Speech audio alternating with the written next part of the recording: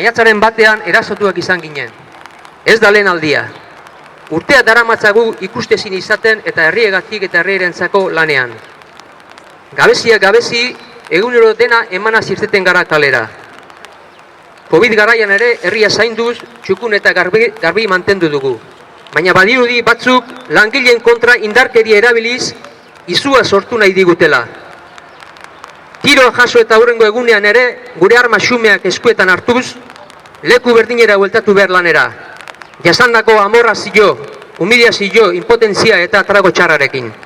Ez gara beldur, hemen gaude, eta hemen egongo gara. Arduradunei eskatzen diegu, gure beharrak kontutan hartu eta prekaritate honekin bukatzea.